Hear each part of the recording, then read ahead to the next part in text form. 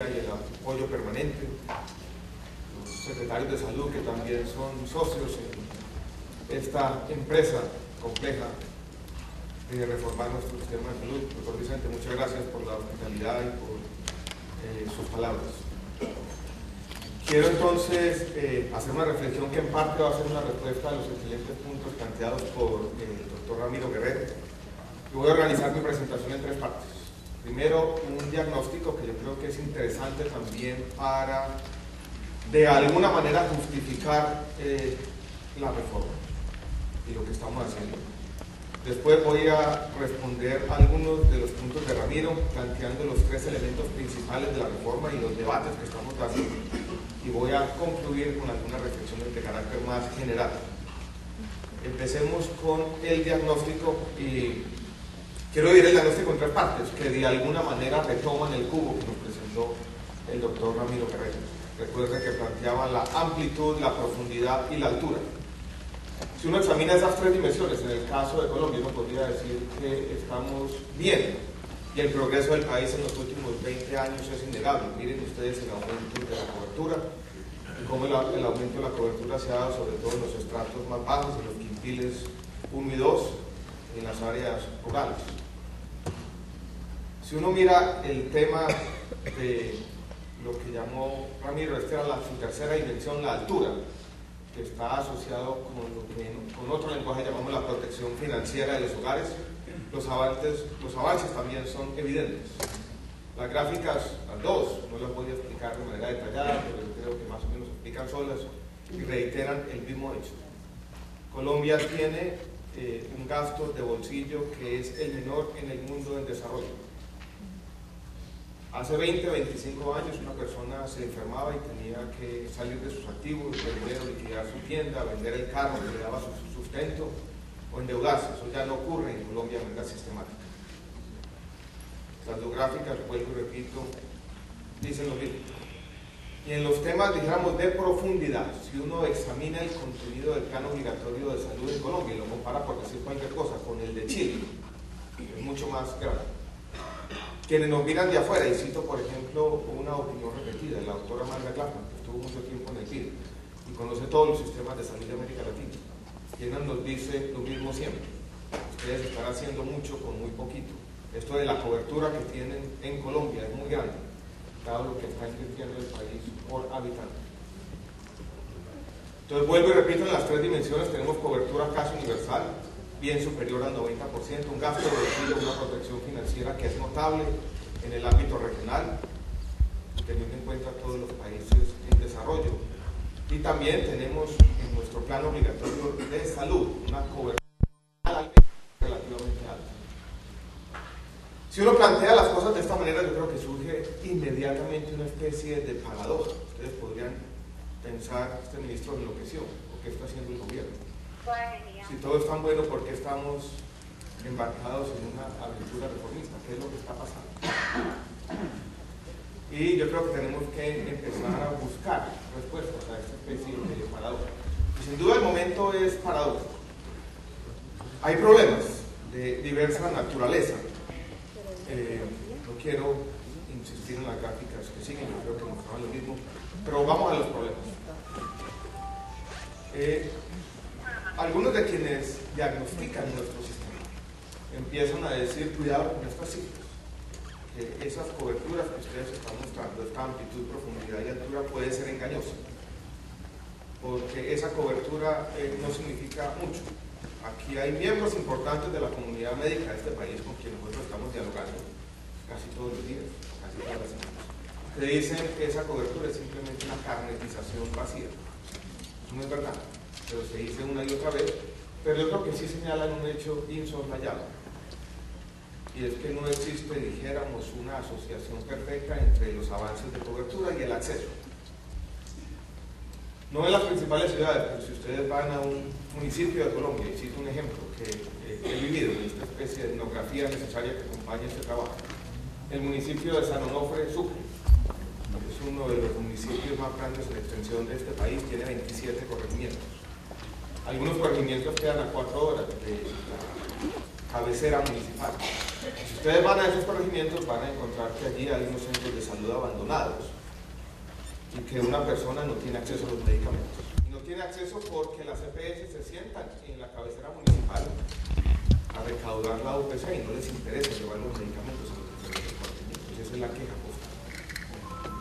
Entonces hay un primer tema, tenemos barreras de acceso, algunas geográficas, otras artificiales creadas por las EPS, acceso que se han tomado en quejas recurrentes de la gente sobre la oportunidad y la calidad de los servicios prestados. Es un hecho tal vez heterogéneo, no es lo mismo en todo el país, pero hay barreras de acceso evidentes, hay problemas permanentes. Hay otro hecho sociológico que yo quisiera señalar. Tal vez nosotros los académicos nos equivocamos de manera constante en esto. Y es que hacemos una comparación que no es la comparación que tiene la gente en mente. Hacemos la comparación de la realidad actual con la realidad de 20 años atrás. Y de esa manera planteamos los progresos que son, vuelvo y repito, evidentes. Pero la gente no está comparando eso. La gente tiene aquí una realidad distinta. Un hecho que no es jurídico, que es sociológico, es el derecho fundamental a la salud. Y la gente está comparando lo que recibe con lo que quiere o cree tener derecho a recibir. Y ahí hay un divorcio muy grande, hay una gran brecha entre lo que muchos colombianos están recibiendo, su relación día a día con el sistema de salud, y lo que quieren, pretenden o creen que tienen derecho a recibir. Y de allí viene, dijéramos, un tema complejo, y es que tenemos una crisis de legitimidad. La gente no reconoce estos hechos, estos progresos que son evidentes, desafortunadamente.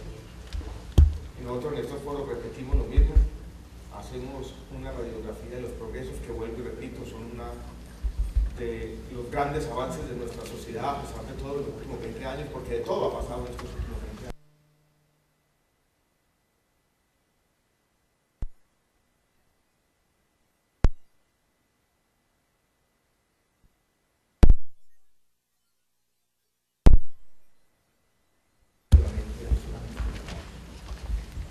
Vuelvo y repito, su relación diaria con el sistema de salud, que no es la mejor. Entonces, allí hay un primer problema evidente que uno podría decir justifica la reforma. Ahora tuvimos un desayuno con algunos de ustedes y planteábamos un poco esa realidad sociológica de frente y cómo de pronto la reforma no siempre va a dar respuestas a eso. Y seguramente lo que tendremos en Colombia, que lo están viviendo también todos los países del mundo y algunos de los países de América Latina, ustedes ven que está ocurriendo lo mismo con el tema de educación. Cuando las clases medias comienzan a crecer, se comienza a dar esa distancia entre lo que el Estado puede hacer y lo que la gente quiere que haga. Yo creo que en salud nos adelantamos por los mismos progresos, paradójicamente, por eso señalé la paradoja inicial. Nos adelantamos a esa realidad. Y es que progresamos, pero el mismo progreso aumentó el apetito de la gente quiere más. Y eso nos pone en una situación difícil y que no vamos a resolver de manera inmediata. Y por lo tanto, decía yo esta semana que este es un puesto difícil. Las expectativas de la gente son muchas.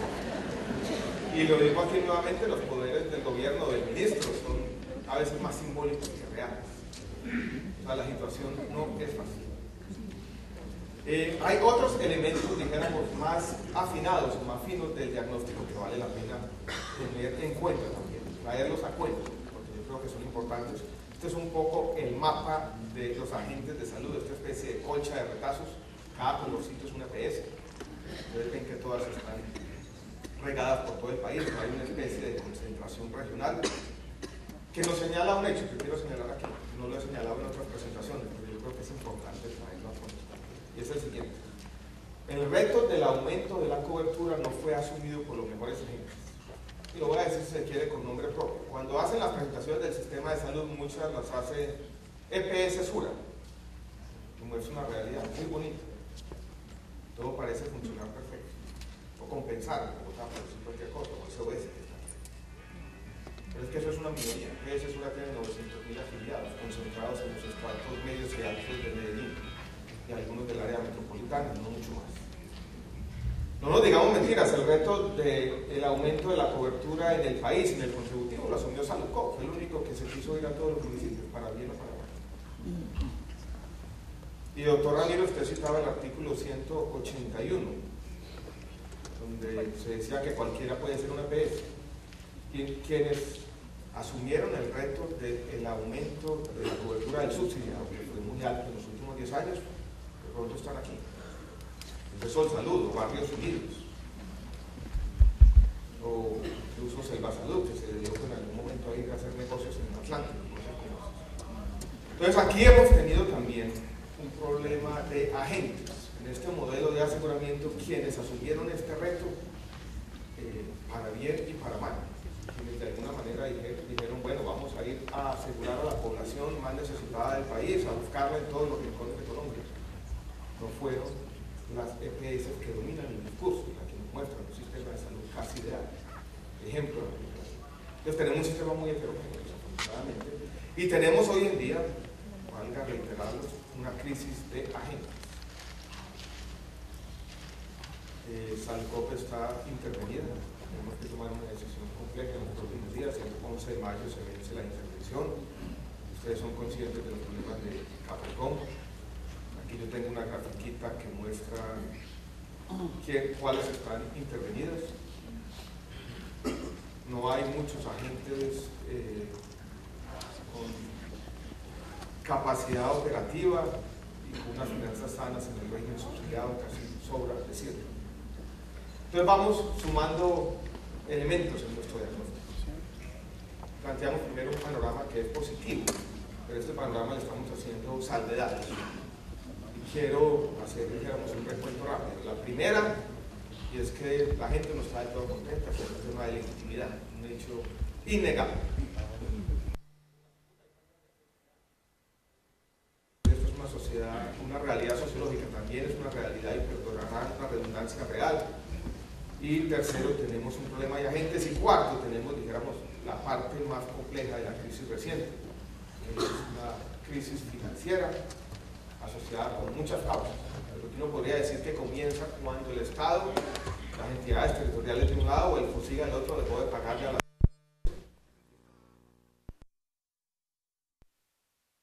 el plan de beneficios tal vez de manera rápida, vino todo el problema del no-POS. Miren lo que ha ocurrido. Esta es la información que tenemos más a la mano en el Ministerio, el decreto 2193, que muestra el aumento casi exponencial de las deudas de las EPS del régimen subsidiado con los hospitales públicos en este caso, pero lo conversábamos esta mañana, es una realidad muy parecida a la institución pública. Si uno de alguna manera mezcla las dos cosas, viene la pregunta que plantea el doctor Ramiro al final. Tenemos problemas evidentes. Me acerco un poquito al micrófono. No, yo voy a hacerlo rápido. Dije, no voy a cometer el mismo error.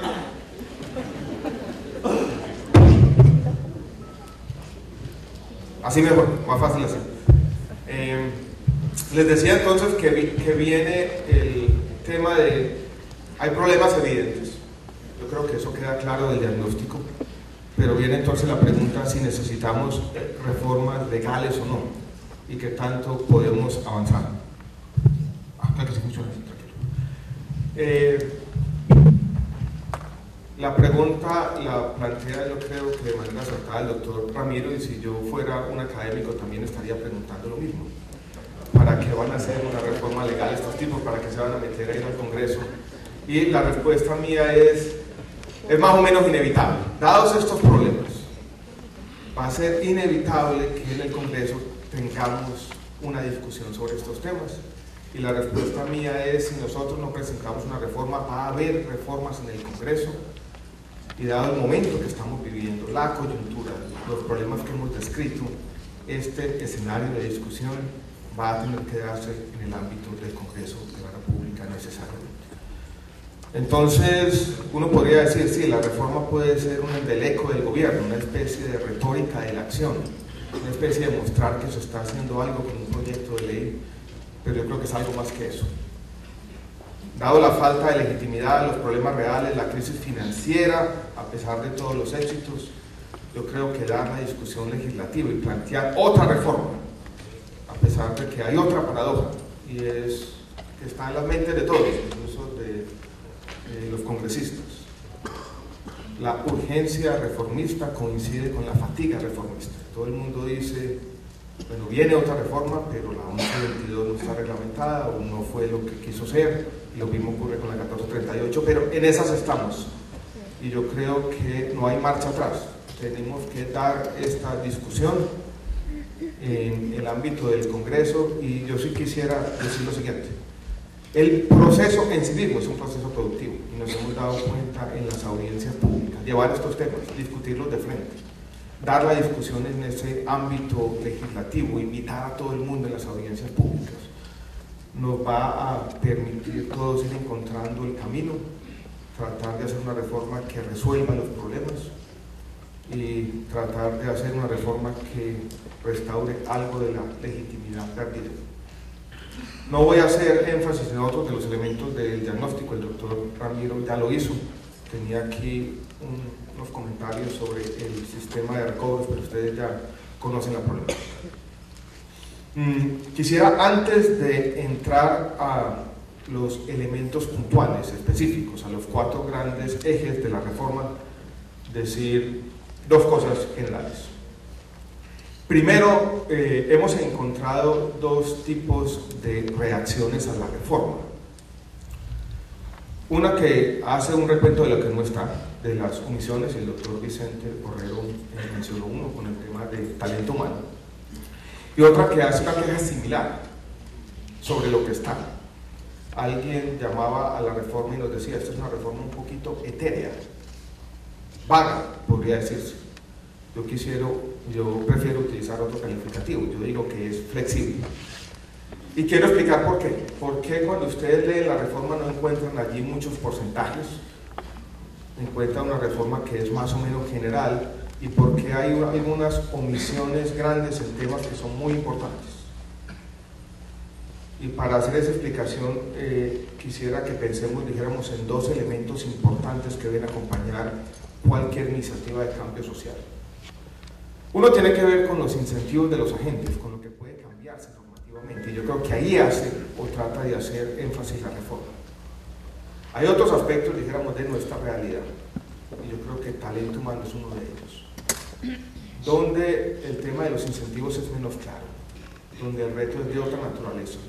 Yo lo podría describir de manera general, es un reto de acumulación de capacidades en la sociedad, donde uno podría plantear de manera general algunos objetivos en la reforma, pero poco estaríamos avanzando en la dimensión correcta. Entonces quisimos en la reforma dejar de lado cierto santanderismo, digámoslo así, y concentrarnos en los temas donde se requieren cambios legales. Tal vez hay una sola excepción a esto, que es el tema del plan de beneficios, y me haré referencia a eso más adelante. ¿Por qué incluimos algo del plan de beneficios a pesar de que lo que debe hacerse puede hacerse sin cambios legales? Pero quiero volver al tema del talento humano, por ejemplo. Ayer estuvimos reunidos con las academias, con los académicos, y salió mucho el tema. Y hubo una especie de discusión, si se quiere, paradójica en cierto momento. Grandes discursos ideológicos al comienzo, pero la discusión fue convergiendo en un punto. Casi todos estuvieron de acuerdo al final, en un mensaje muy parecido al del doctor Vicente Borrero. Y es que sin una mejor capacitación de nuestros médicos, en particular de los médicos generales, va a ser muy difícil tener un buen sistema de salud. Pero eso no es un tema que vaya a resolver la ley. Alguien tendría que, yo plantearía la pregunta de otra manera, ¿cuáles son los obstáculos legales para hacer eso? Yo no creo que sean muchos. Es un tema más complejo, una tarea, si se quiere, más ardua, porque va a tomar más tiempo. Entonces, en estos escenarios a veces hay que decir que lo que se omite no quiere decir que no sea importante, y que hay retos de política pública de mediano y largo plazo que no están en la reforma, que no están siendo mencionados, no porque el gobierno no crea que son importantes, sino porque creemos que no son materia de una reforma como esta. Ese es un primer punto. El segundo tiene que ver con la generalidad, o lo que yo llamo aquí ese principio de flexibilidad. Nosotros creemos que necesariamente algunas de las cosas que estamos planteando, y voy a hacer referencia a los incentivos más adelante, no van a ser determinados de una vez, tienen que ser de alguna manera aprendidos en el camino. Entonces no podemos ser, digamos, bastante explícitos, y lo que tenemos son unas reglas de juego generales. Ese es el énfasis de la reforma. Plantear algunas reglas de juego de manera general y no definir un montón de cosas de manera específica, porque si tenemos porcentajes muy explícitos en la reforma y nos damos cuenta que esos porcentajes no funcionan más adelante, va a ser muy difícil cambiarlos. Antes de entrar a los elementos generales de la reforma, quiero decir algo y explicar cómo se está dando la discusión en el Congreso, y decir algunas palabras sobre otra reforma que no voy a mencionar, pero que hace parte de la discusión parlamentaria y que ha confundido un poco la opinión pública, y es la llamada ley estatutaria que acompaña este esfuerzo, y decir algo, dijéramos, sobre eso.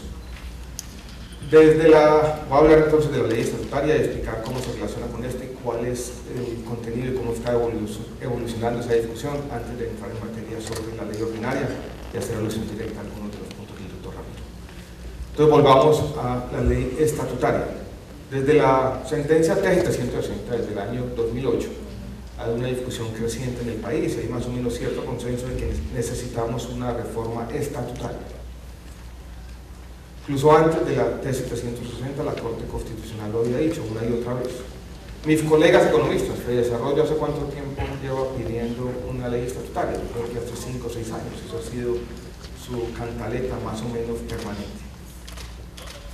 Cuando yo llego al ministerio, por allá en el mes de septiembre del año pasado, encontramos 4 proyectos en el Congreso acumulados de reforma estatutaria.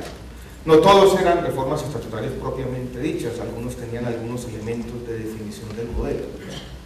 Y en ese momento planteamos una especie de distinción conceptual. Digamos, aquí hay 2 esfuerzos reformistas distintos, de naturaleza diferente. Uno son las reformas estatutarias, que tienen que ver con el qué, esto es, con el contenido del derecho fundamental a la salud, y otras son las reformas ordinarias, que tienen que ver con el cómo, la forma como se organiza el modelo, los medios más a la salud. Con esos 4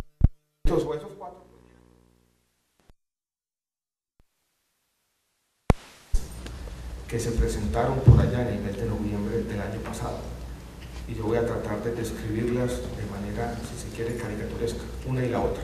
Una es presentada por el senador Luis Carlos Avellaneda, algunos otros senadores, organizaciones sociales, reunidas en lo que se conoce como ANSA.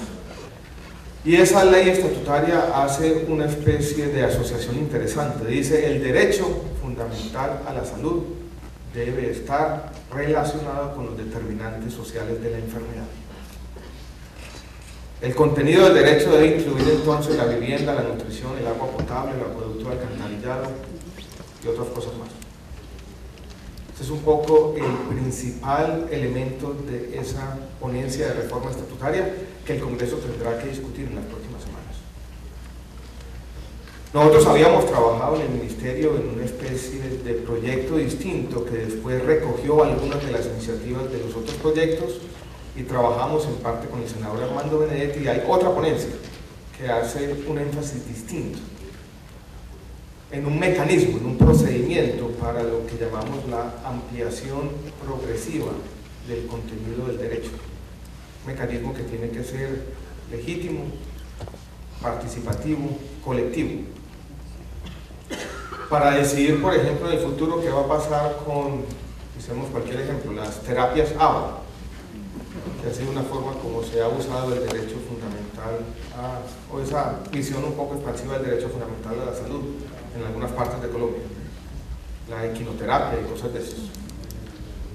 Usted va y lo presenta, muestra la evidencia técnica, invita a las sociedades de pacientes, a la comunidad, y dice: no, eso lo voy a excluir del derecho fundamental de la salud, después de surtir un proceso colectivo, participativo, que tiene que ser legítimo, y lo que llamábamos en su momento es una construcción legítima del no o del sí.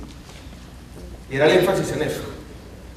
No en, como creía FEDESarrollo, que uno podría hacer una ley estatutaria que delimitara de manera perfecta y definitiva el contenido del derecho. No, esto tiene que ser dinámico. tiene que ser un mecanismo participativo.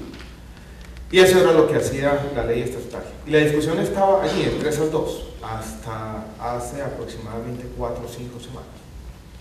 Después, cuando íbamos a presentar la ley ordinaria, surgió otra iniciativa de ley estatutaria que había construido las asociaciones médicas en el seno de lo que se conoce como la Gran Junta Médica Nacional. Y esa ley estatutaria tenía 14 puntos, que más que puntos estatutarios propiamente dichos, porque solo tenía 2 estatutarios, lo que planteaba era cuáles deberían ser los elementos principales de nuestro sistema de salud. Debe existir un fondo único, debe existir un plan de beneficios de esta naturaleza, decía 2 o 3 cosas sobre la autonomía médica. Esos 14 puntos se le presentaron al presidente en una reunión en el Congreso hace casi un mes aproximadamente. Y allí se dio, dijéramos, un acuerdo político rápido de última hora y el gobierno decidió apoyarlo y se radicó en el Congreso de manera conjunta a la ley ordinaria. Sin embargo, como esto ocurrió de manera muy rápida, nos dimos cuenta rápidamente que había elementos contradictorios entre la ley ordinaria que habíamos construido en el Ministerio y la ley estatutaria tercera, que no hace parte de las 2 primeras ponencias. Ya esto se parecía a un galimatías que había surgido de este acuerdo político. Y lo que hemos hecho en las últimas 2 semanas es hacerlas compatibles, la ley estatutaria con la ley ordinaria. Ya tenemos 18 puntos o 18 artículos, los 14 se convierten en 18, y esa nueva ley estatutaria ya incorpora el mecanismo que estaba por allá en la ponencia vieja y que va a ser parte de, o que va a complementar lo que llamamos aquí la lista de exclusiones. Es un mecanismo que va a permitir, si se aprueba, decir que va a estar por fuera del plan de beneficios. Esa discusión se va a dar, tiene mensaje de urgencia, se va a dar en las comisiones primeras en las próximas semanas. Yo creo que va a ser una discusión compleja, porque en el fondo lo que está decidiendo es hasta dónde llega la responsabilidad del Estado en el derecho fundamental a la salud, pero ustedes saben que los plazos son perentorios. Tenemos de aquí al fin de la legislatura 5 o 6 semanas mal contadas para definir, digamos, un tema muy complejo. Aquí están los señores congresistas. Se está dando una discusión en este momento sobre cuál es la secuencia entre esas 2 leyes. Hay algunas voces en el Congreso que dicen que se debe aprobar primero la ley estatutaria, porque la ley estatutaria define el marco general y sin tener aprobada la ley estatutaria no vale la pena dar la discusión sobre la ley ordinaria. Dadas las incertidumbres y dadas los tiempos del Congreso, la posición del gobierno ha sido que no tenemos alternativa distinta a dar esta discusión de manera simultánea. Y lo que hace en buena medida la ley estatutaria es plantear, dijéramos, de manera genérica algunos de los elementos de la ley estatutaria, pero, vuelvo y repito, ahora tiene un elemento adicional, que es este mecanismo colectivo, participativo, que le dé legitimidad y que como sociedad podamos en el futuro empezar a decir cuál va a ser el contenido de ese derecho. Como ustedes están viendo, esta es una discusión compleja y tiene, digamos, una complejidad añadida porque estamos discutiendo no una ley, sino 2 leyes. Yo creo que eso vale la pena tenerlo en cuenta en el contexto de la discusión. Dicho esto, podemos ya, una introducción un poquito larga, ¿no?, entrar en materia y mirar uno a uno los diferentes elementos del proyecto de ley ordinaria. Entonces miremos lo que llamamos Salud Mía. Salud Mía es este fondo polémico en algunas dimensiones, en otras no tanto. Hagamos un recuento de qué es fácilmente justificable de Salud Mía, de dónde viene esta idea, y voy a tratar de responder algunos de los cuestionamientos o sugerencias que hace el doctor Ramiro. 2 elementos de contexto muy importantes para entender a Salud Mía. El primero tiene que ver con un debate que el país no dio, yo creo que con la profundidad que se merecía, y tiene que ver con el cambio de financiamiento de nuestro sistema de salud que ocurrió como resultado de la reforma tributaria. Y aquí hay, digamos, otra de esas paradojas en las discusiones públicas. Y es que la reforma tributaria, recuerdan que cambió las fuentes de financiamiento del ICBF, el SENA y una parte del régimen contributivo. las contribuciones de los empleadores para los trabajadores que devengan menos de 10 salarios mínimos. Fueron reemplazadas por impuestos generales, que ahora vienen del llamado CRE. Paradójicamente, la discusión se dio sobre el SENA y el ICBF, que era un tema, en mi opinión, casi indiscutible. Ningún país del mundo, yo creo que Colombia en esto era peculiar, financia el cuidado infantil y la capacitación laboral con impuestos al trabajo, sobre todo la capacitación laboral de carácter más general. Pero ahí se centró la discusión, y aquí hubo, dijéramos, un cambio de fondo en el financiamiento de la salud, cambio de fondo que va a tener todo tipo de implicaciones. O sea, ya estamos diciendo que el régimen contributivo se financia también con impuestos generales. Y eso llevaba, dijéramos, a un replanteamiento de la forma como había venido operando el financiamiento del sistema. Aquí hay otra justificación adicional a por qué una reforma de ley ordinaria. La reforma tributaria obliga necesariamente a cambiar el financiamiento, a modificar los artículos relevantes de la ley 100 del año 93. Y aquí estábamos diciendo, esa financiación parafiscal del régimen contributivo ya iba a ser una financiación fiscal. Y eso ya borraba algunas de las barreras entre la forma diferente, disímil, como se habían financiado los regímenes contributivos y subsidiados. Entonces aquí, Ramiro, ahí dijéramos una diferencia de fondo que nos obligaba, creo yo, a juntar todas las fuentes de financiamiento en un solo fondo. Porque el FOSIGA solo se ocupaba en la supuesta compensación que financia buena parte de lo que se está haciendo del régimen contributivo. Ese es un elemento de contexto. El segundo es más cuestionable, dijéramos más polémico, pero tiene que ver con un aprendizaje colectivo de los últimos 20 años. La ley 100 del año 93 se hace en un momento con una concepción particular de lo que debe o podría ser el Estado, donde este tipo de fondos virtuales estaban de moda.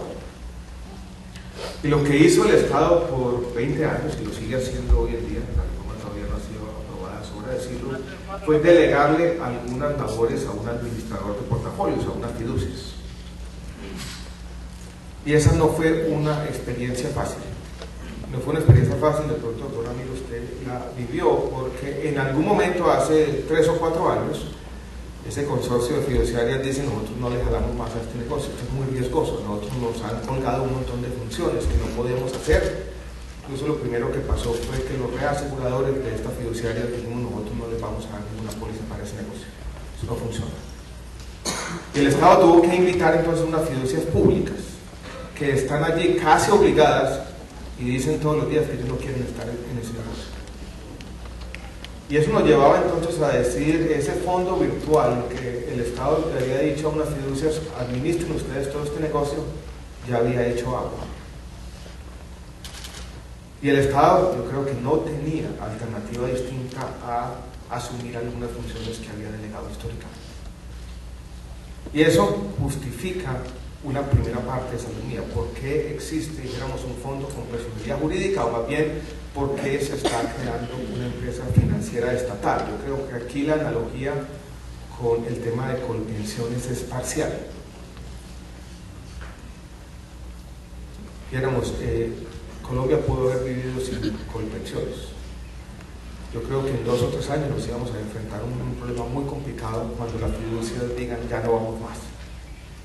Entonces iba a ser una unidad por allá escondida en el Ministerio, la Dirección de Fondos, como se conoce hoy en día, que iba a administrar todos los recursos públicos con poca transparencia y con poca rendición de cuentas. Esa es una realidad primera. Bien, entonces, si ya creamos la empresa, ya entrados en gastos, podríamos decir, ¿qué labores va a hacer? Y aquí vienen 4 funciones principales que van a hacer: afiliación, recaudo, el tema de los giros directos a los prestadores y el tema adicional de reaseguro. Y uno podría ir revisando, dijéramos, uno por uno. Ramiro cuestiona, en parte con razón, el tema del recaudo. El recaudo hoy funciona relativamente bien con los operadores de pila, pero hay, dijéramos, 2 o 3 inquietudes. Primero, son muy costosos.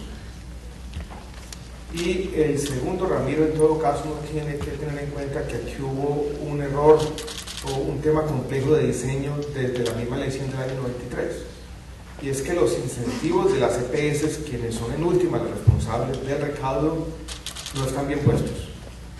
Ellas no tienen ningún incentivo para controlar la ilusión, porque en el fondo si la persona gana 10 millones o 1 millón de pesos no les importa, reciben la misma UPC por cada afiliado.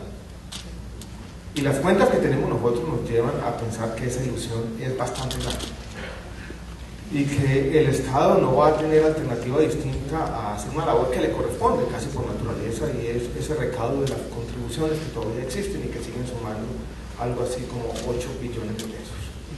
Y si uno ya tiene el recaudo, yo creo que eso lo lleva a tratar de tener también el control de los afiliados, tener la afiliación. Viene el tema de los giros directos a los afiliados. El punto que hace Ramiro es muy importante, nos lo han hecho una y otra vez, es el siguiente: los gestores de servicios de salud, como están concebidos, son ordenadores de gasto. Ellos le están diciendo al fondo Salud Mía: yo pagué estos servicios de salud, gírele al prestador de manera directa. Ellos ya hicieron una primera auditoría, ya auditaron las cuentas, y va a haber un funcionario público de Salud Mía que con esa autorización va a girar los recursos de manera directa al prestador. Lo que nos dice el doctor Ramiro es lo siguiente, que aquí hay una dificultad que nosotros tenemos que enfrentar, y es que va a haber de pronto una podeduría de estas que le va a decir a Salud Mía: cuidado, usted tiene que volver a auditar esa cuenta. Si eso pasa, apague y vamos, digo yo. O sea, aquí tiene que hacerse una sola auditoría. Si el Fondo Salud Mía tiene que volver a auditar todas y cada una de las cuentas, y tiene que auditar entonces más de 300 millones de cuentas al año, lo que vamos, como está sospechando el doctor Ramiro, es a reproducir en una escala mucho mayor el problema de los recobros y el transporte de recursos. Pero lo que nosotros estamos diciendo, Ramiro, es que eso no va a pasar ni puede pasar. Es más, aquí hay una analogía que usted hace que yo creo que no es la correcta, porque la analogía que usted hace es con el sistema de recobros. La analogía que debe hacerse es con el giro directo del régimen subsidiado, donde eso no ha pasado. O sea, no hay una doble auditoría de cuentas en la subcuenta de compensación para el tema de los giros directos. En los recobros sí, porque los recobros, dijéramos, son de una naturaleza diferente. Entonces yo creo que eso es importante que todos los tengamos en cuenta. El Fondo Salud Mía no va a tener un ejército de auditores, no va a tener 5.000, 6.000, 8.000, no va a ser, dijéramos, un edificio de 20 pisos, paralelo al edificio del ministerio, haciendo auditorías a 1 millón de cuentas diarias. Eso sería absolutamente inmanejable, y la función de ordenación de gastos tiene que estar concentrada en los gestores de servicios de salud. Yo creo que ese es un punto fundamental. Ahora, lo que Ramiro nos está planteando es una especie de riesgo institucional, que mañana la Contraloría General de la República puede ordenarle a Salud Mía que haga auditorías no muestrales, sino auditorías de todas y cada una de las cuentas. Eso podría pasar, pero sería, dijéramos, una gran insensatez, y uno esperaría un poquito de sensatez y que con argumentos uno podría vencer ese tipo de tensión. Pero allí hay, dijéramos, un riesgo que yo no lo considero, dijéramos, un riesgo grande, porque, vuelvo y repito, se están girando los recursos en el giro directo del régimen subsidiado sin ese tipo de problemas. Hay un punto que no mencionó el doctor Ramiro de Salud Mía, pero yo creo que vale la pena traerlo a cuento. Voy a pasar aquí para que tengamos una idea de lo que se gana y lo que se necesita para que esto funcione. Uno mencionado por Ramiro, que nosotros tenemos que asumir claramente: que hay retos operativos de gran magnitud, pero que tarde o temprano el Estado tendrá que asumir. Y vamos a tener un plazo de 2 años para poner esto en práctica. Pero hay una externalidad o una ganancia de Salud Mía que yo creo que vale la pena traer a cuenta, y es la información que se va a generar en este fondo.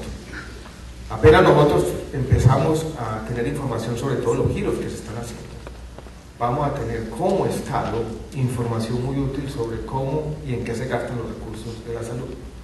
información que va a llegar con una oportunidad que hoy no llega.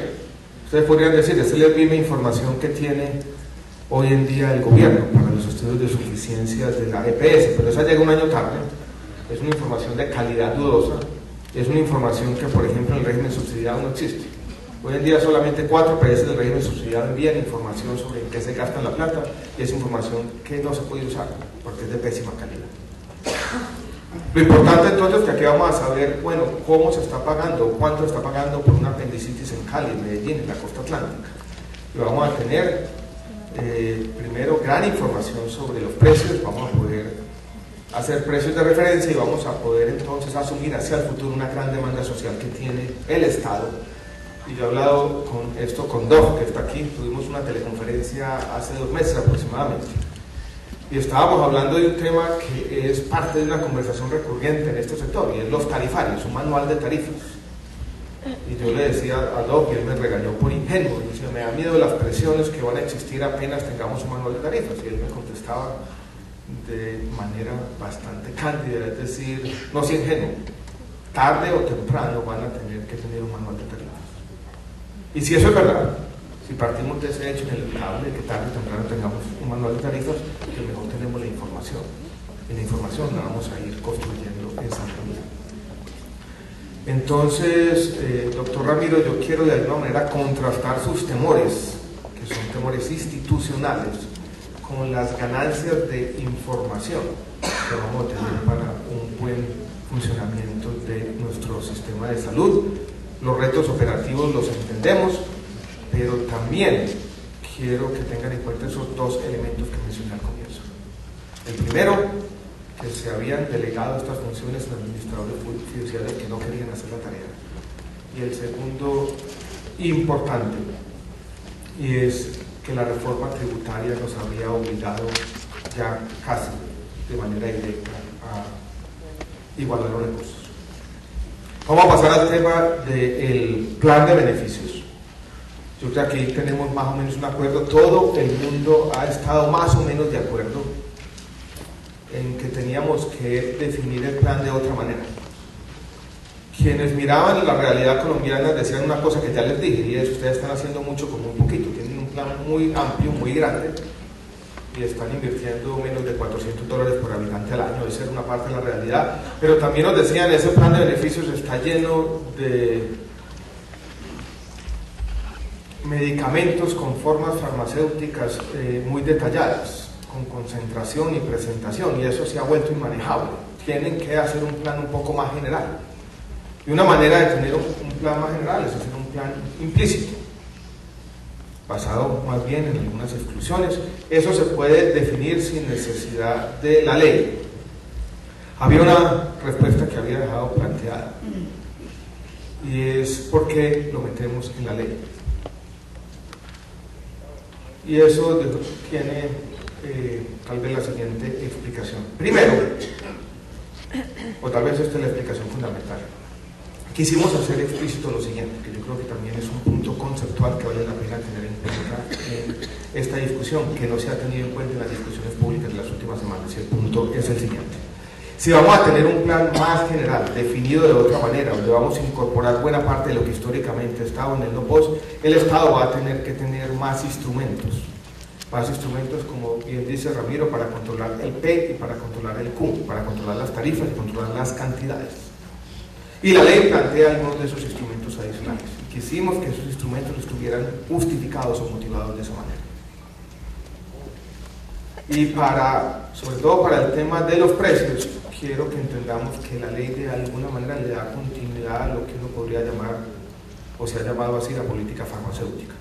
Vamos a hacer control de precios, referenciación de precios. El decreto seguramente saldrá el 15 de mayo. Hay un decreto que está siendo discutido también y que se firmará en las próximas semanas sobre biotecnológicos, que plantea una ruta abreviada para el ingreso de bioequivalentes en el país. Pero la reforma tiene 3 artículos que no se han discutido mucho. Yo me he quejado en eso en algunas de las presentaciones, son el 16, 17 y 18, que plantean 3 cosas importantes. Que vuelvo y repito, lo que están diciendo es: tenemos que tener más instrumentos de control ahora que vamos a tener un plan de beneficios más amplio, definido de manera más general. y son los siguientes. Primero, estamos diciendo la información sobre precios y usos de tecnologías es información de interés público.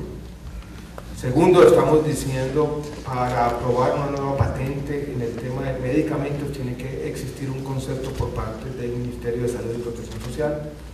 Y tercero, estamos eliminando la Comisión de Precios de Medicamentos para que sean los temas de salud pública los primordiales a la hora de definir los controles de precios hacia adelante. Creemos que es importante, Ramiro, plantear ese debate de esa manera. Es decir, un plan distinto, pero no puede ser un plan distinto y no más, un plan distinto con mayores instrumentos por parte del Estado, y los instrumentos los estamos plasmando en la reforma, y creo que por eso se justifican los artículos que hacen parte de esto que llamamos Mi Plan. Ahí hay un resumen importante de los antecedentes, lo que se gana y lo que necesitamos hacer hacia adelante. Paso ahora al tema de los gestores de servicios de salud. Y planteo otra paradoja de las tantas que he mencionado hasta ahora. Y es, sobre los gestores de servicios de salud se han dicho dos cosas que son contradictorias, opuestas.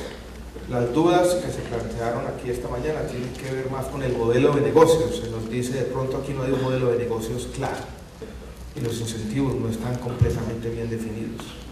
De otro lado nos han dicho, mire, ustedes lo que están haciendo es fortaleciendo las EPS.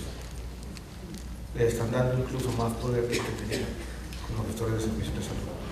Yo creo que ni una cosa ni la otra son ciertas.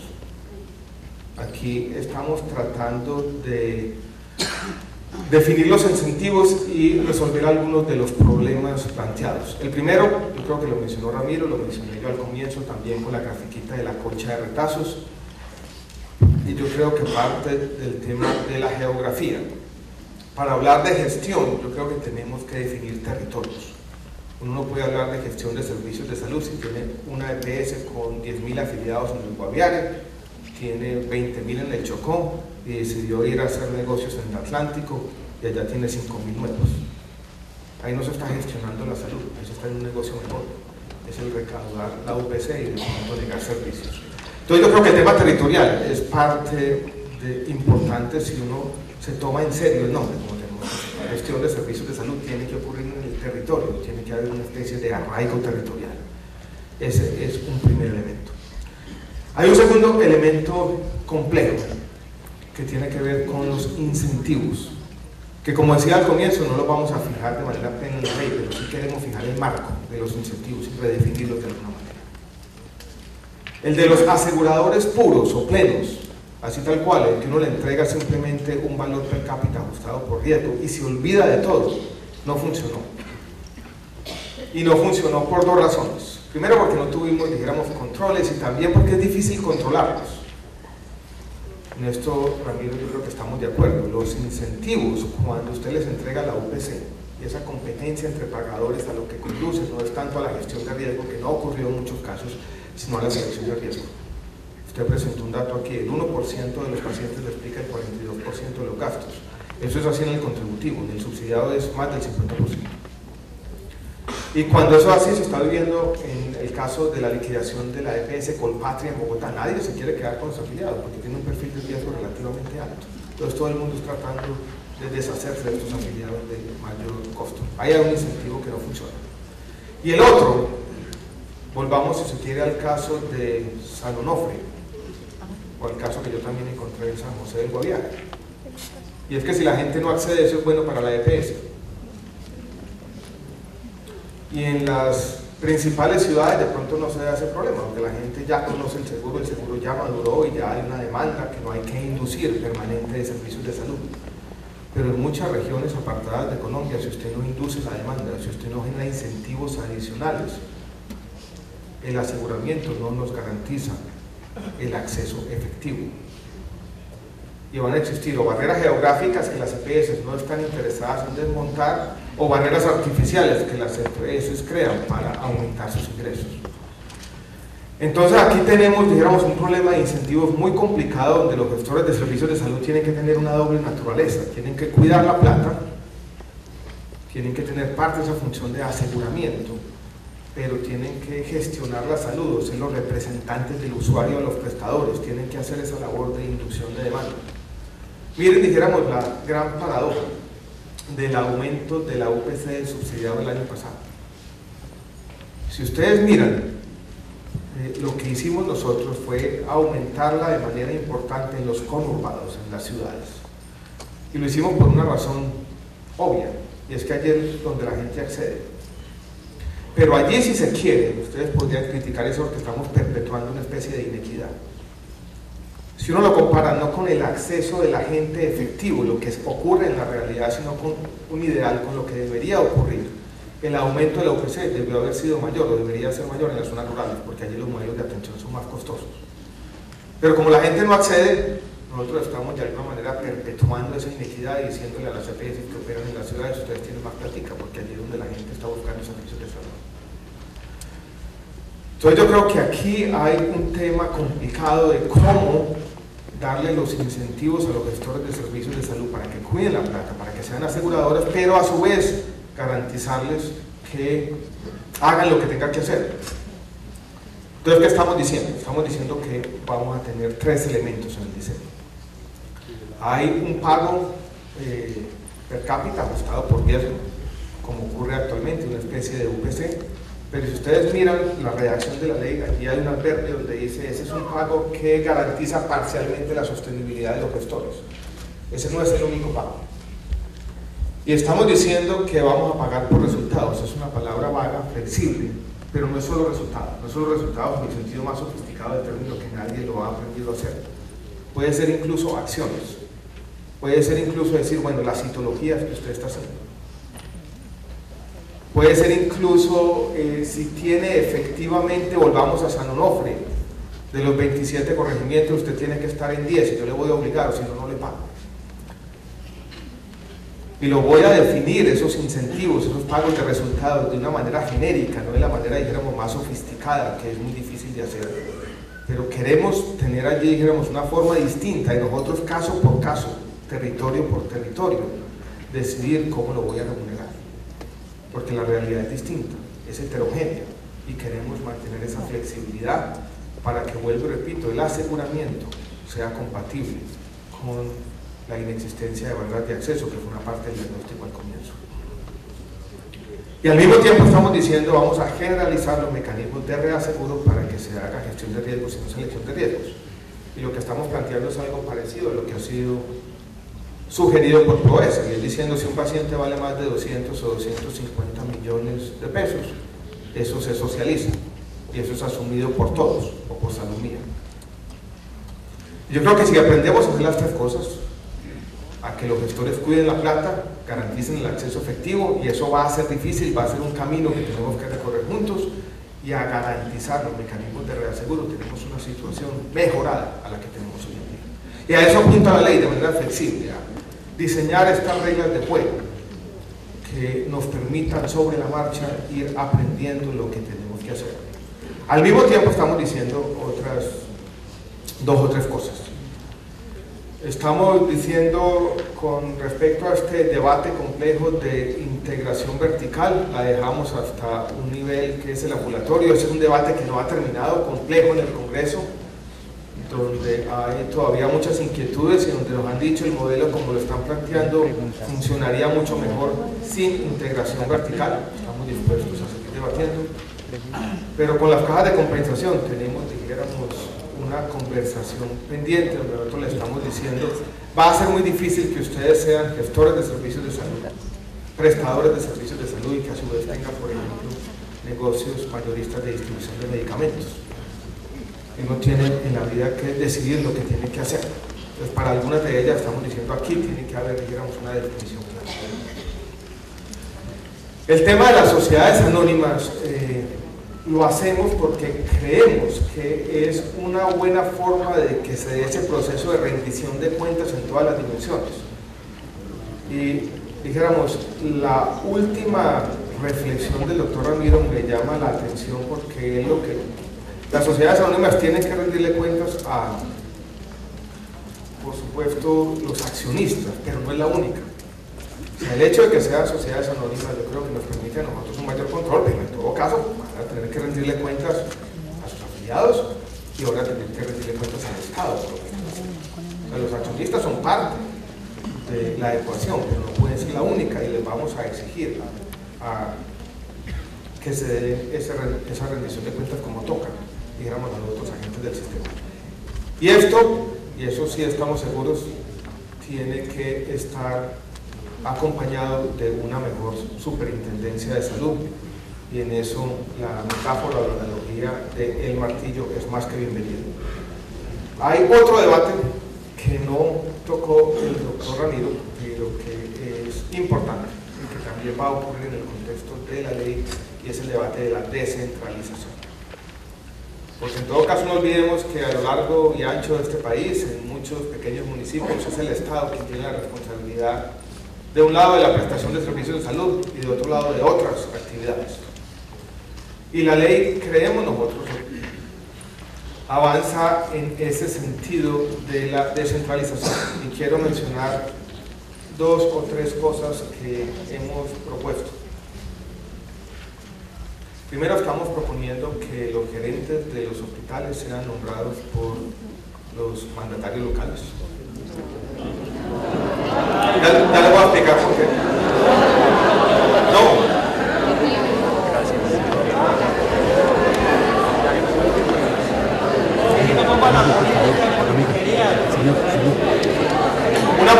Una propuesta que ha sido muy bien recibida por...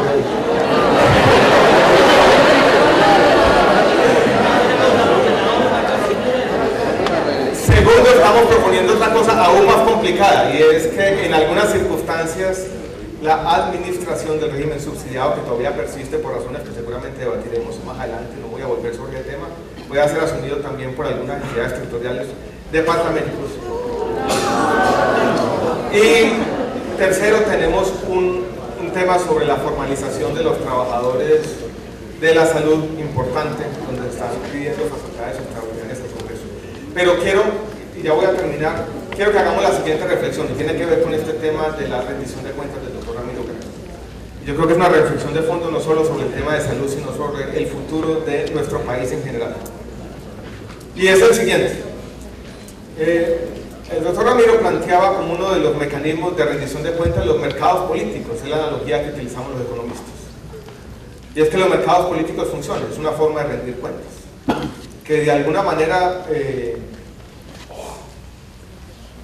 si la política funciona bien, quienes hacen las cosas de manera adecuada, correcta, pulcra, y quienes dan resultados van a ser quienes van a tener el poder político en el futuro. Si no, eso es el equipo.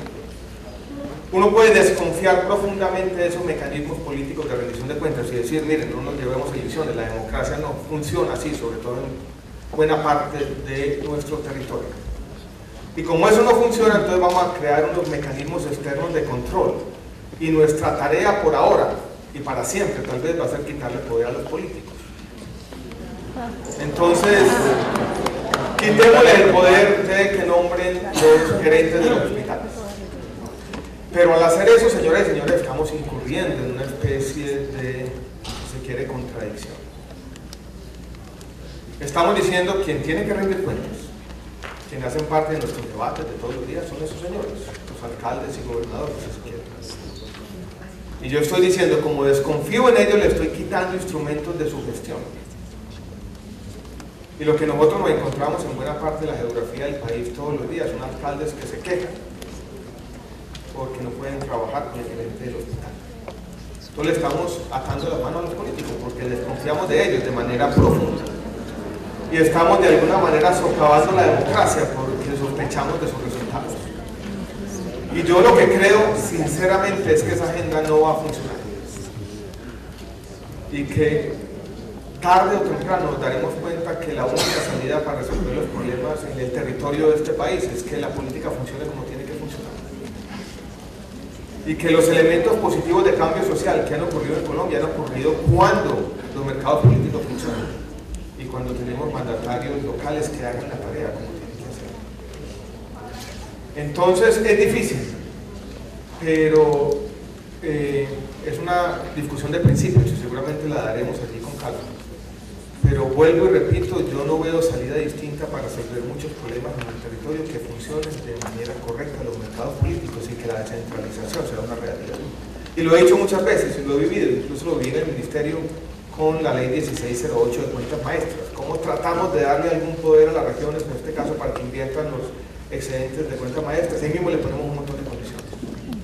Es tratar a las entidades, todos nuestros mandatarios locales son corruptos, no los dejamos hacer nada. Pero lo peor de todo es que todos estamos siendo contradictorios, porque le estamos bajando las manos, pero cada vez les exigimos más.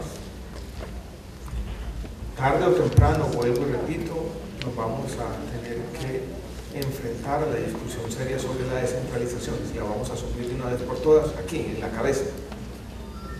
Entonces yo creo que este es un debate interesante.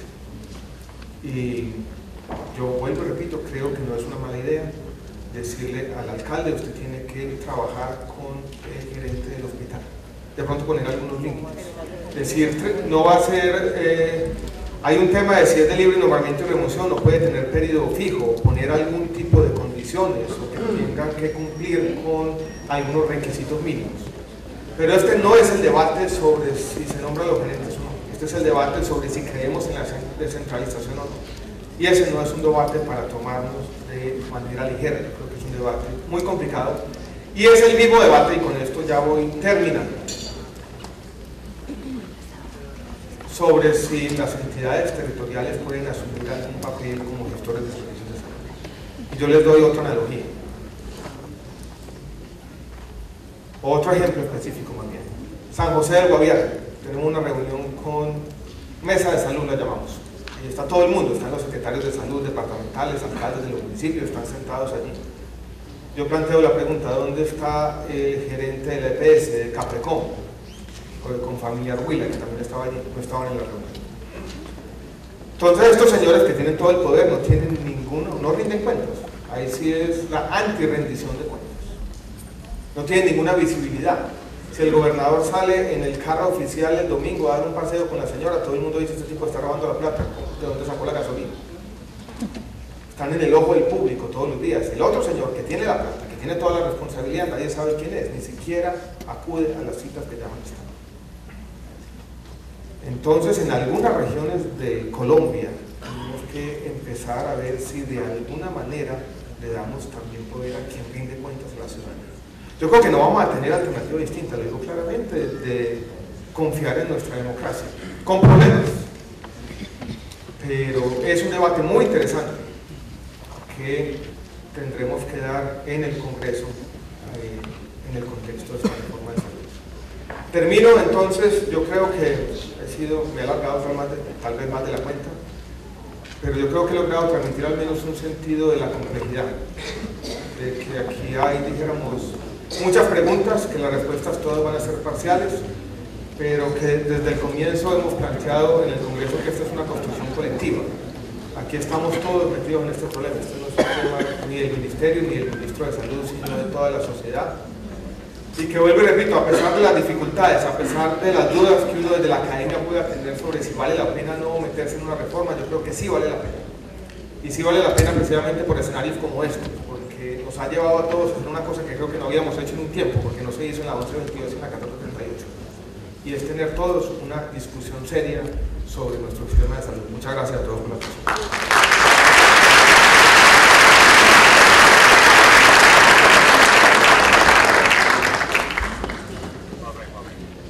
Contradictorios, porque le estamos bajando las manos, pero cada vez les exigimos más.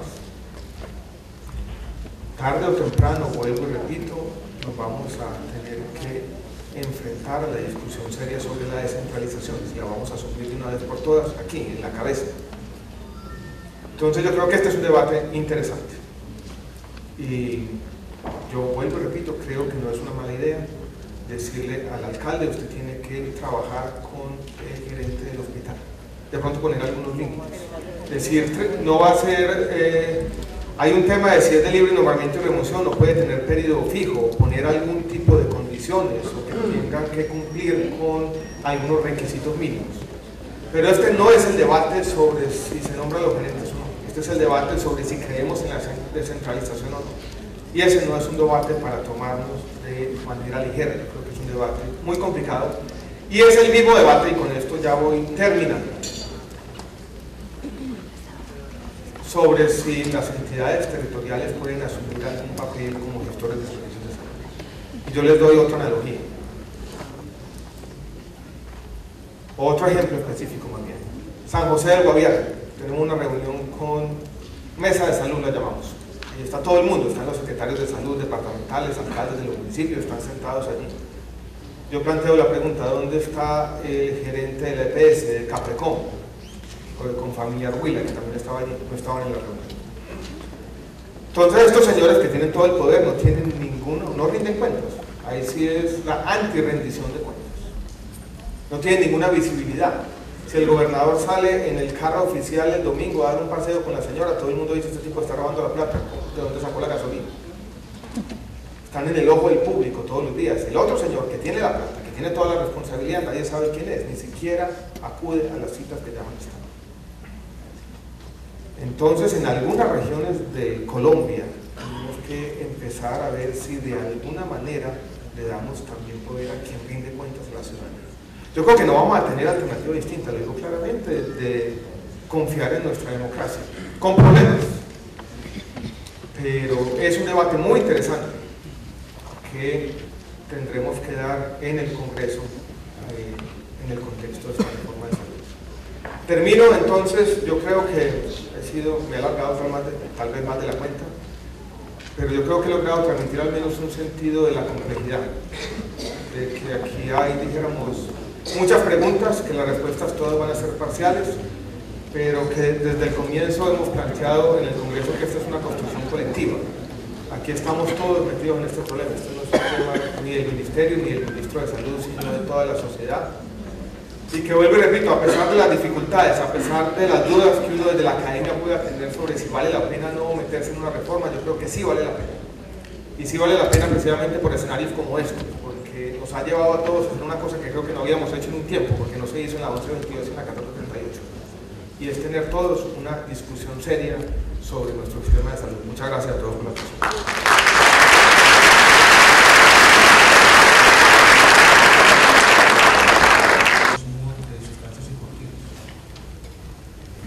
No tienen una cultura de la evaluación, están más o menos improvisando todos los días, a duras penas hablan entre ellos, hay poca también capacitación técnica por parte del Ministerio. Es un reto, digamos, de otra naturaleza.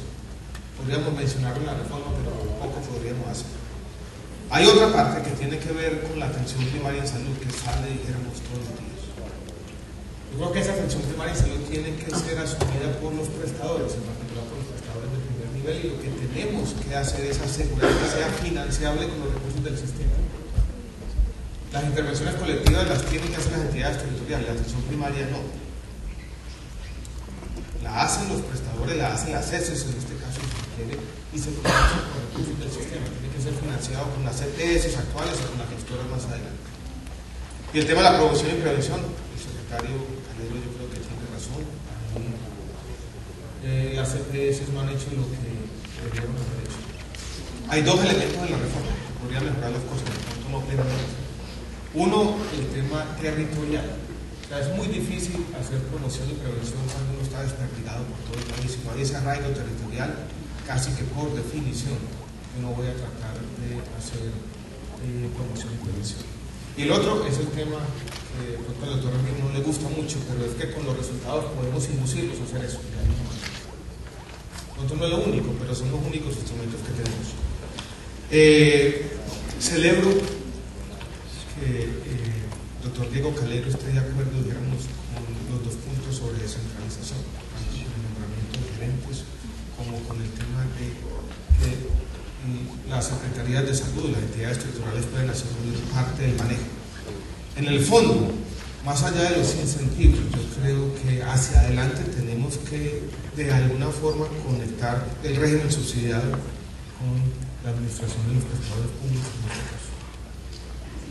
Lo que está haciendo Antioquia y Medellín, yo creo que también es un ejemplo para el país. Yo creo que ustedes están pensando algo en ese sentido. La empresa mixta que estamos lanzando el día lunes, se junta la gobernación con la alcaldía de Medellín y con Confama, que administró con problemas financieros, pero con éxito operativo el régimen subsidiado, y de alguna manera concertadamente van a administrar el régimen subsidiado con la gestión de los secretarios públicos. Yo creo que eso va a ser un experimento que nos va a mostrar anticipadamente el camino que quiere proponer. Buenos días. Cuando se pone pongo a leer las propuestas, a mí me llamó la atención que las verdaderas causas de la crisis no aparecen. Y a ratos decía en clase, me da la sensación que quiere vender el sofá. Al querer vender el sofá se está desconociendo la verdadera causa. No soy funcionario de PS, soy docente, pero me da la sensación de que yo tengo un negocio y no tengo capacidad de mover el dinero. Ese negocio no funciona. Y los recobros se han constituido para las EPS un problema que afecta a la liquidez directamente. Mientras eso no se arregle, yo no le puedo echar la culpa a alguien que tiene un negocio donde tiene que producir, donde tiene que vender, donde tiene que cobrar y no le pagan. Entonces hago contención de costos.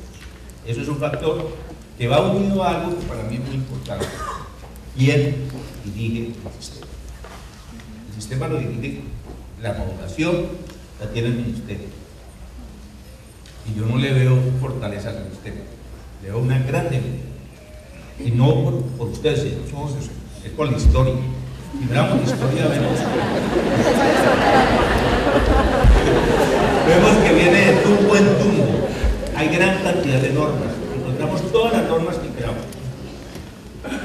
Tengo, por la cátedra que dicto de seguridad social, tengo que leer todo lo que sale. Y es sorprendente, cada 2 meses cambian cantidades de cosas. En el año, si uno trata de sacar un documento de lo que contienen las normas, encuentra que las normas son cambiantes permanentemente. Y algunas veces, hay que decirlo, esas normas han dado respuesta a intereses muy particulares. Lo vemos en los medicamentos y lo vemos en otras cosas. La gráfica lo muestra en la situación. Entonces, uno de los primeros puntos que creo yo, personalmente, que debe tener en cuenta cualquier reforma es un fortalecimiento de la dirección del sistema. Y ese fortalecimiento no puede ser dando situaciones generales, sino un ministerio fuerte, un ministerio que tenga capacidad de legislar, de actuar. Y una superintendencia a su lado tiene 70 procesos que vigilar y tiene 70 funcionarios, creo, porque 220 de este momento. Es decir, 3 por función. Tiene que ser contratación externa. Y no tiene capacidad de sanción, no tiene oportuna. Entonces, lo que sucedió hace 5 años apenas lo estamos investigando. Un sistema en esa forma es imposible. Y para poder hacer esas 2 funciones necesitamos algo coherente en información. Es un sistema de información que no funciona. En el régimen contributivo usted puede consultar la base única de datos, pero si va al régimen subsidiado no coincide, no le da posibilidad de mirar si la persona está rota. Entonces, ¿será que estamos buscando el puerto río arriba o estamos realmente vendiendo el sofá? Pero la sensación que tengo, señor ministro, es que se está tratando de arreglar cosméticamente el problema y no sus causas. Ese sería el aspecto general, y estoy completamente de acuerdo con lo que dijo el doctor Vicente Borrell cuando como persona que está en la academia. Es preocupante ver que hay de todo tipo de calidades en los egresados de la profesión necesaria. Se encuentra gente técnica de filosofía muy buena, técnica de pésima, y con calidad humana muy buena y con calidad humana pésima. Y no tenemos cómo vigilar ese tipo de situaciones. Gracias. Ministro, si tiene alguna observación, le damos paso más. Yo diría lo siguiente. Yo no iría a vender el sofá. La crítica va que le estamos cambiando de forro al sofá. Entonces era no poner ese azul. ¿Qué? Le estoy quitando el cuero y lo estoy poniendo lona. Yo diría lo siguiente. Ese es un diagnóstico que dice todo esto tiene que ver con una causa única, y es, dijéramos, el tema de los recobros, y de allí se desprenden todos los otros bancos. Y mientras no resolvamos 2 problemas, el problema actual de los recobros, que es una deuda acumulada de 2 billones de pesos, un poco con lo que ya se ha pagado, y no hagamos claridad sobre cuál es el futuro de los recobros para no volver a repetir el mismo problema, no vamos a solucionar los problemas. El tema del pasado no lo toca la ley, pero lo estamos resolviendo, y lo estamos resolviendo en parte con la reglamentación de otra ley que aprobamos el año pasado, que es la 1608. Y yo he dicho que esperamos pagar 2 billones de pesos este año. Pero lo que yo quisiera decir es lo siguiente, esa es una parte del problema, pero yo no creo que uno puede reducir la complejidad de lo que estamos viviendo. Recordemos el tema de San Onofre, por ejemplo. La falta de acceso efectivo allí, esto no tiene que ver con el recobros, esto es una EPS de régimen subsidiado. Recordemos un poco de lo que está ocurriendo en la mente de la gente también. La gente está insatisfecha. Uno podría decir, todo se devuelve a los recobros. Barreras de acceso que se crean de manera artificial para lidiar con un problema de liquidez ocasionado a su vez en que el FOSIGA no le paga a las EPS. En parte, pero yo diría que ese no es el único problema. Entonces mi respuesta, dijéramos, tiene dos partes. Estamos atacando ese problema no en la ley, sino en la reglamentación. Vamos a poder resolver el problema de liquidez. El capítulo del plan de beneficios del plan apunta a dar unas reglas de juego más claras para el manejo de ese plan de beneficios hacia el futuro. Pero yo no creo que ese sea el único problema con nuestro sistema de salud. Miren que hemos mencionado muchas otras cosas. El doctor Diego empezó con el tema de salud pública. Tenemos temas de corrupción y de manejo de los territorios de muchas de las instituciones.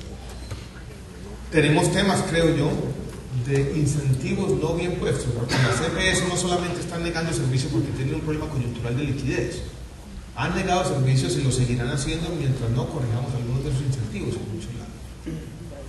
Entonces, si se quiere la respuesta a lo que invita, mi respuesta es decir, sí, hay un problema grave que no podemos desconocer y desconocerlo sería necio, pero la reforma en el fondo lo que hace es reconocer que este problema tiene muchas causas, por otro las ataca a todas.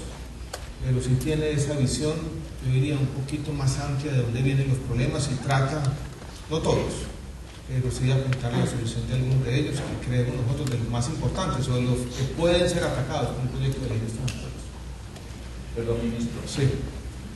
El fortalecimiento del ministerio y la función de dirección, porque lo de los recobros es una parte, sí. Pero ¿cómo en la ley o cómo? Bueno, se sabe que el ministerio fue transformado cuando se crea el Ministerio de Salud.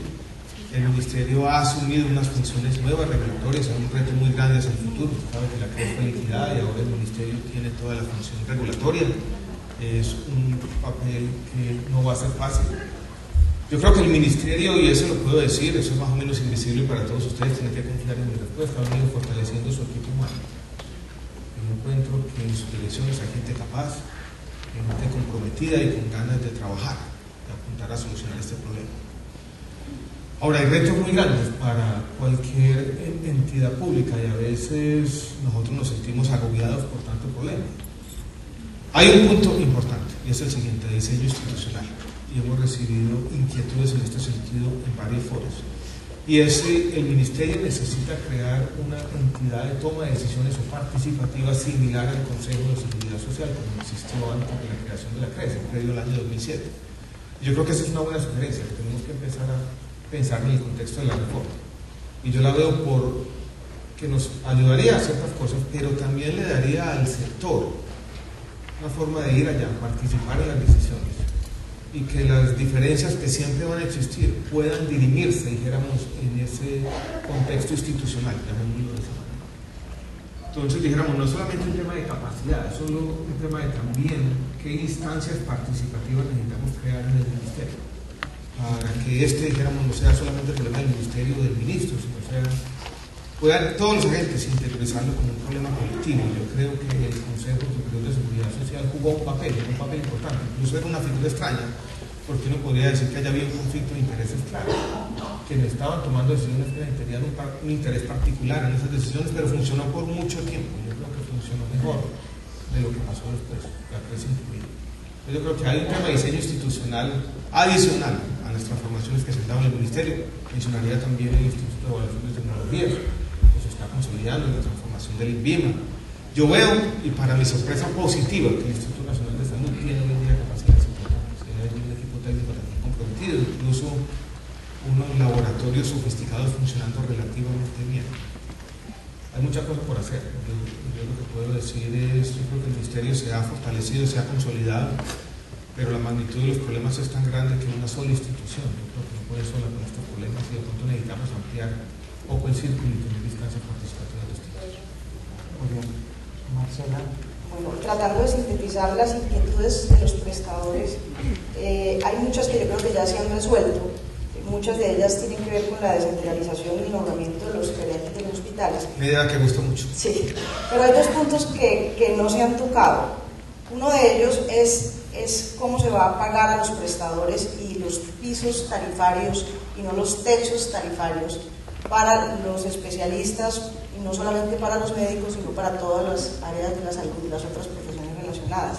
Y tiene que ver esto también con cómo debe ser realmente la habilitación de las instituciones prestadoras de salud, si no debería estar más cerca de la acreditación, sobre todo en los niveles altos de complejidad, que esa acreditación se vuelva habilitación realmente para poder que los pacientes de alto costo y de alta complejidad realmente estén manejados con mejor calidad, con control de costos. Sí, me dijeron dos preguntas distintas.